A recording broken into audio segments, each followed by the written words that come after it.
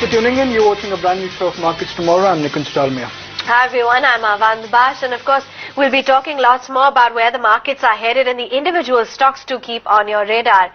So joining in then on the show today, we'll have Binay Changothia, Portfolio Manager, Principal Global Investors, Sonam Udasi, Head of Research at IDBI Capital, and Ashwini Gujral, Fund Manager, AshwiniGujral.com. Let's start off then by getting in your view and, given that clearly the election outcome is going to be something that we're going to monitor, it's the global developments which will also drive the markets. Run us through what your assessment is of the market momentum as of now. So as of now, I think market is just trying to consolidate, where it is. Everybody agrees that election is a big trigger, either on the way up or the way down.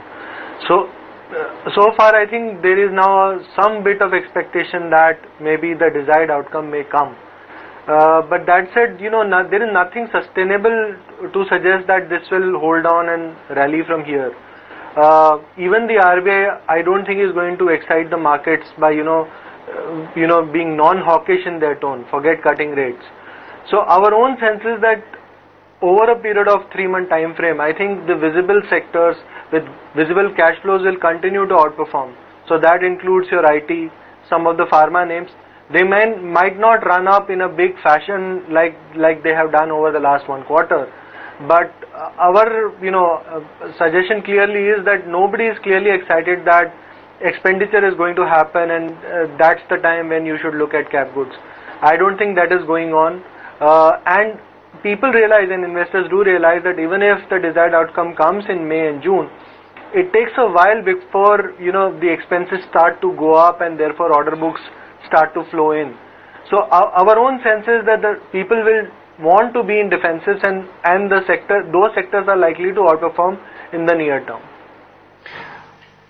Ashwini clearly seems to be having the last laugh, because he told me 10 days ago that this was coming, that we will go to an all-time high and we will not see any kind of participation. Ashwini, congratulations, you were absolutely right. See, we often get excited about this new high business. It's like saying that I had $100 in 2008 in my pocket. Today I have 101, hence I have more money.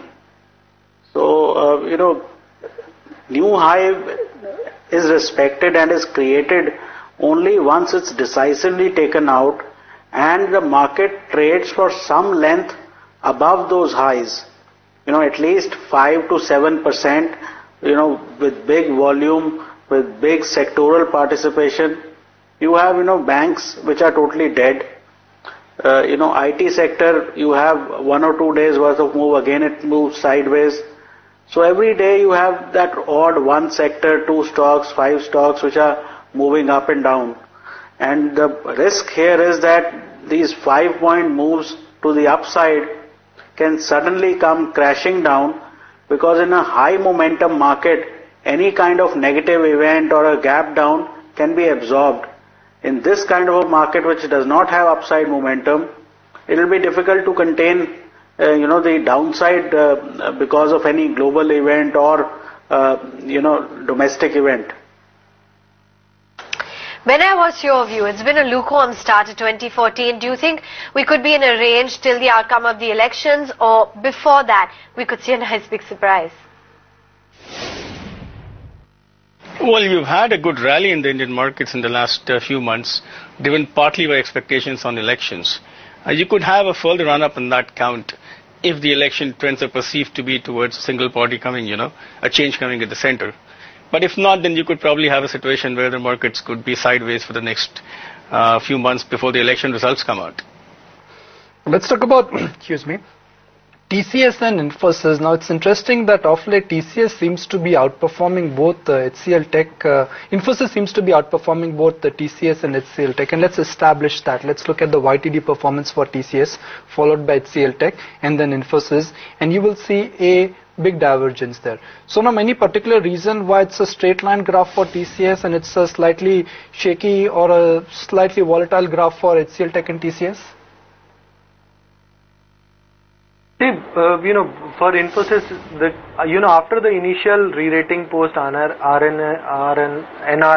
coming in, the logic remains in the street that, TCS remains priced to perfection and there is no further trigger inside in terms of improvement in EBIT margin and things like that. There is hope that in Infosys, if the momentum in IT continues to be good and the traction remains quite good for Infosys, then they have enough operating leverage to improve their profitability. So I think that's what is happening and that's where the market is heading towards.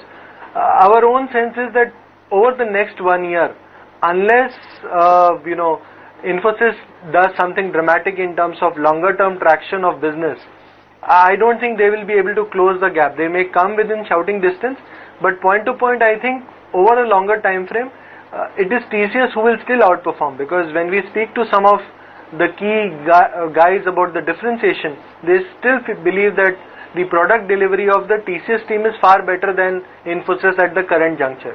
So there is expectation that they will bridge the gap. If for some reason they are not over the next 3-6 months, then it's a problem.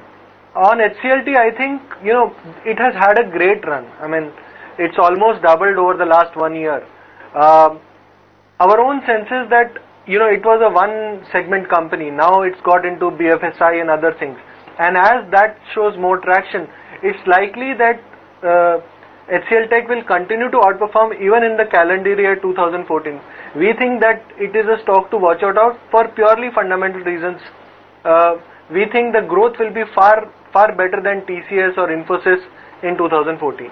Ashwini, let's get your view on select mid-cap stocks today, particularly Amara Raja, smart set of numbers, and clearly it's outperformed Exide as well on a 1 year basis. What are the charts indicating for both these names, and do you have a preference?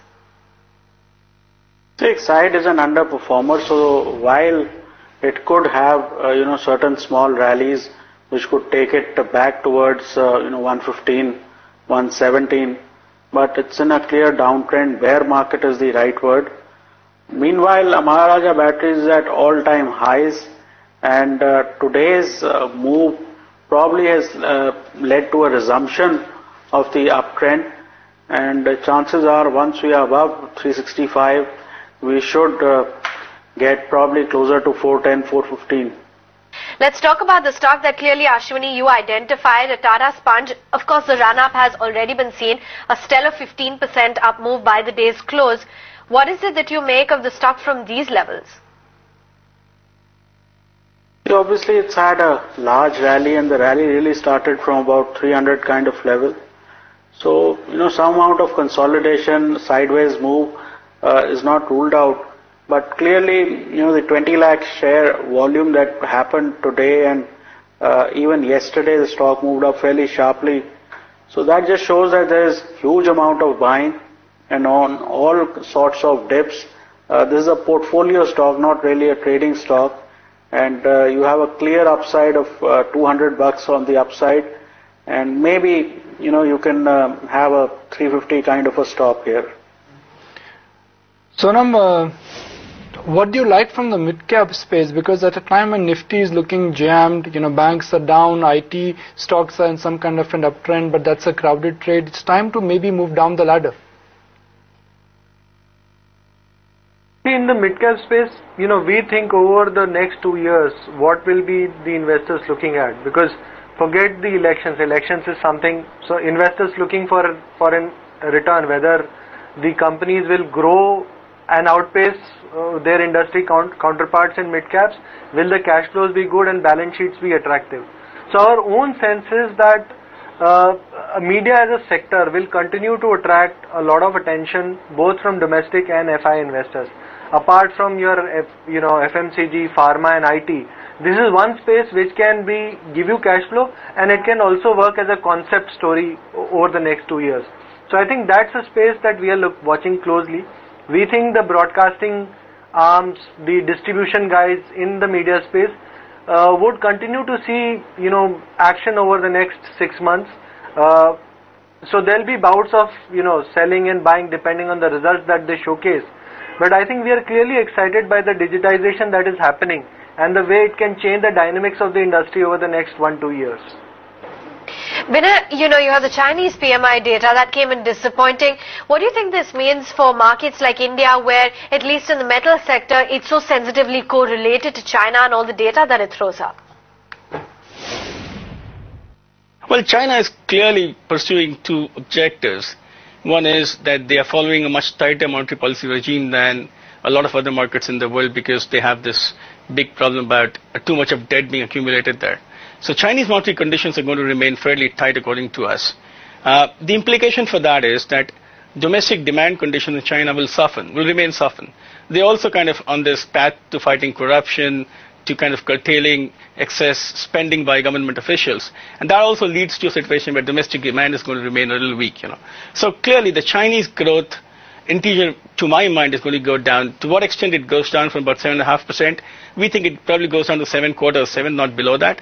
That should still provide a robust enough, you know, growth outlook for economies which are directly related to China in terms of supplying goods into China. India is largely an importer from China, so maybe, you know, domestic growth going down in China, inflation coming off in China might actually help India, because the cost of imports into India will come down a bit. But I mean, India's cycle, again, by and large, given the fact that it's essentially a domestic-oriented economy, will depend more on domestic factors than what happens in China. Ashwini, what do you make of today's price action in L&T? A one-day wonder, or L&T is looking good for another 50 rupees? See, overall, the sector is not in favor. It keeps coming back, once or twice, probably in a couple of weeks. But there is no clear trend, and Larsen had a correction which was quite uncomfortable from 1150 back down to 950. So maybe a weak rally towards, say, 1070, 1080. But it seems unlikely that it will be easily able to cross its previous intermediate highs. We're highlighting all of the stocks that you should keep on your radar. Start off by getting you a view on what the dealing rooms exactly are spotting. Poonam joins in now from our research team to highlight the same. Poonam. Well, Avan, what we're hearing is for DLF, a sell on DLF, the DIIs are remaining pretty much cautious, especially on the real estate stocks, and especially on DLF because it has exposure to the Gurgaon housing market. Analysts are also cautious on this market. Also, real estate transactions are going slow, as well as the realty prices are likely to remain soft until and unless we see the entire election outcome, or until and unless this entire political developments do take a proper concrete shape. So reality prices are likely to stay pretty much soft. The stock is down nearly 4.4% YTD, and also the company has not seen much of the progress on reducing its debt levels. The second stock is Aditya Birla Nuvo, wherein brokerages do remain bullish on the stock. Also, recently media reported that the company is looking to sell its BPO unit to a PE firm. The BPO unit, Minax, is likely to fetch nearly 1,500 to 1,600 crore to the company, and which is nearly 10% of its market cap of nearly 14,600 odd crores. Besides that, Minax is the sixth largest firm as per NASSCOM rankings, and this stock is down nearly 9% on a YTD basis. Axis Capital has a buy with a target price of 1,806. Poonam, thanks a lot for that. Vinay, since you cannot discuss individual stocks because of compliance reasons, let's talk about the big event. Do you think markets are pricing in the election verdict? Because if I look at the sectors which are doing well, cyclicals are still lagging behind, and the price action is still limited to pharma and IT. That's a general feel, because people are in a way hedging their bets on India, as in you don't want to go underweight into the election cycle, but at the same time you want to buy stocks where you see positive bottom-up, feel, as in you see decent earnings growth, you see earnings momentum, you see companies coming out and beating expectations. They're still not ready, I think, to dip their toes into sectors where the macro is still weak, but the macro could change dramatically if the election outcome is very positive. And Abhinay, what's your view on metals and PSU utilities? Are you a buyer there? Well, ugly ducklings, some of the metal companies have done pretty well actually in the last 3 or 4 months, driven partly by the fact that the terms of trade improved, with the currencies weakening so much. So there was a kind of a move up in some of those names. So you would look to play those when the valuations are very cheap and they're kind of forecasting distress. In terms of PSU names, you got to pick your battles. We don't like PSU banks because we think there is going to be an NPL overhang which is going to last at least for the rest of this year. But there could be other names, for example, in the energy sector, where you could find decent opportunities to invest when the sector gets sold off. Ashwini, two stocks technically which are jumping out and where you would like to be, where you would like to buy tomorrow morning? See, one is Adani Enterprise, where the closing has been strong on fairly heavy volume. So that's a buy with a stop of 250, target of 275, and a sell on Mahindra & Mahindra with a stop of 905, target of 850.